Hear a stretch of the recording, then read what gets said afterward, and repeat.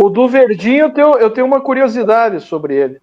Então fale. Eu fui em 2022 para São Paulo, passei lá na Galeria do Rock, na Baratos Afins. Pô, eu sempre sei o nome lá do rapaz da Baratos Afins, todo mundo sabe que é um cara super importante. Lá, como é que é o nome dele mesmo? Luiz Calanco. Luiz Calanco, exatamente.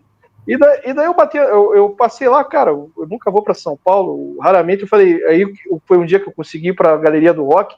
Falei, vou passar e quando eu vou nessas lojas de disco, eu gosto de ir lá e ficar batendo papo com os caras mesmo. E fiquei batendo papo ali durante a tarde com ele, vendo os discos, os lançamentos. Aí eu perguntei para ele, assim, desses discos independentes, assim, né? Eles vendem bastante, como é que é a venda e tal. Ele falou, ó, quase nenhum não vende muita coisa, a gente meio que se paga. Agora, teve um disco que chegou aqui na época, que esse a gente vendeu muito, que foi o Finis África, o Verdinho. Ele se lembrou desse álbum aí. Não, ele é excelente, ele contando essa história. Depois ele me contou e falou para mim assim, você se importaria se eu escrevesse isso no Facebook? Eu não, vou ficar honrado.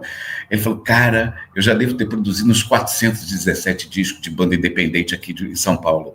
O único que me deu dinheiro foi o de vocês, que eu não produzi. Que massa, que massa.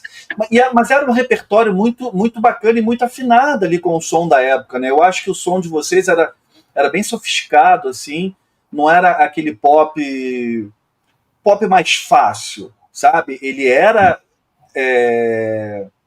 FM, assim, feito para FM, a gente percebia isso, tinha uma produção pop, mas não um pop no sentido cansativo, que mais do mesmo.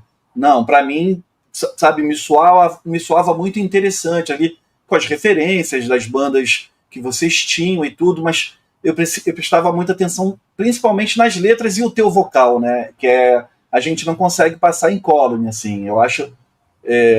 quando eu gosto, eu elogio, tá? Por favor, receba de bom grado, que é elogio sincero. Elogio sincero, assim. Eu adorava a sua voz, adoro, né? Você tá aqui com a gente. E o repertório, cara, pô, ali já tem Armadilha, tem Mentiras, né? Tem a Pretérito, que eu falei que não entrou no álbum da EMI, que é um som maravilhoso e tudo. Você tem alguma curiosidade a mais dessas faixas? Eu já gostei de saber que foi gravado em 24 horas, estilo primeiro álbum dos Beatles, né? Que foram gravadas 10 músicas num único dia. Aí o disco da EMI, a EMI meio que pôs como condição a gente gravar Armadilha, claro, né, que tinha chamado a atenção, e Mentiras e Máquinas.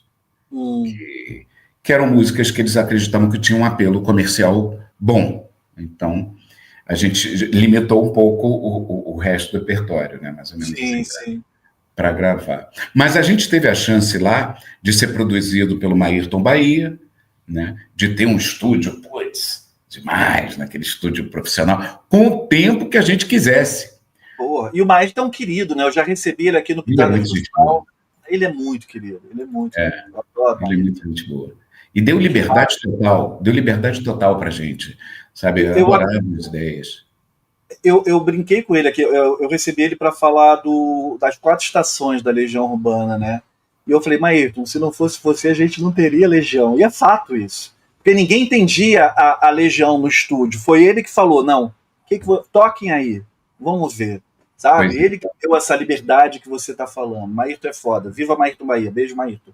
O Renato, quando a EMI tomou conhecimento do Renato e tal, o referencial que eles tinham era uma época que o Renato vivia como é que era? Trovador solitário. Era uma coisa assim, que tinha já diversas daquelas músicas, mas ele tocando uma craviola de 12 cordas e cantando. Quando assinaram, cismaram que o cara ia ser tipo um Bob Dylan nacional. Fizeram uma aposta errada, né? Eles não imaginavam. O pau quebrou, aí virou briga. Ele teve que se estranhar feio lá. E o Maírton entrou como conciliador, né? Sim. Nessa jogada.